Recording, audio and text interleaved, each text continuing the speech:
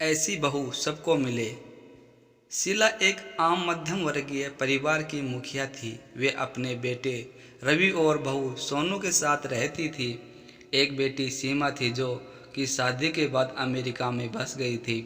शीला के पति की मृत्यु बहुत पहले ही हो चुकी थी। रवि और सोनू की शादी को 5 साल हो गए थे।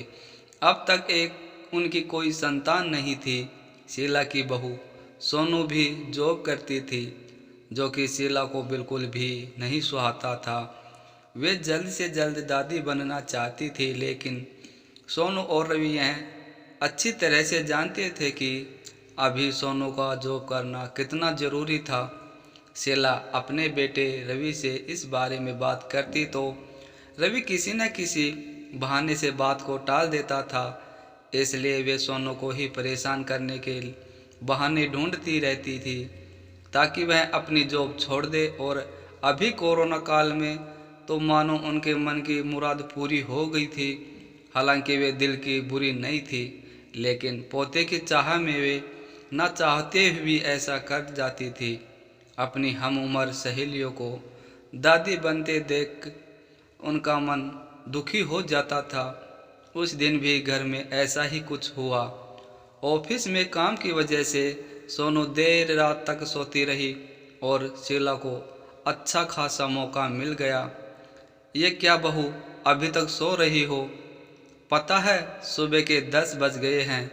रवि भी बेचारा कब से उठकर ऑफिस के काम पर लग गया है और तुम हो कि अभी तक सोई पड़ी हो। चलो अब उठकर सबके लिए चाय नाश्ता बना लो। मुझसे कुछ हो नहीं पाता है, वरना मैं तो तुम्हारे भरोसे कभी नहीं रहती, खुद ही सब कर लेती। सॉरी माँ जी, वह देर रात तक का काम चलता रहा, इसलिए सुबह सुबह ही सो पाई थी, इसलिए समय का पता ही नहीं चला। आप चलिए, मैं अभी जल्दी से आती हूँ। हाँ हाँ ठीक है, मेरा कुछ नहीं, पर रवि को देख लो, उसे कुछ चाहिए तो नहीं? कब से उठा है बेचारा। हे भगवान, मुझे जल्दी से ठीक कर दे ताकि मैं ही अपने बेटे का ध्यान रख सकूं। शीला ने नाटकीय अंदाज में कहा। शीला ने अपनी बहू सोनू को उठाते हुए कहा। सोनू ने घड़ी देखी तो वाकई 10 बज गए थे। जल्दी जल्दी अपने काम निपटाकर हॉल में आई तो रवि अपने लैपटॉप के साथ ऑफिस के काम कर रहा था। उसने किचन में जाकर चाय नाश्ता बनाया और फिर रात के बर्तन साफ किए और झाड़ू पोंछा करके नहाने चली गई।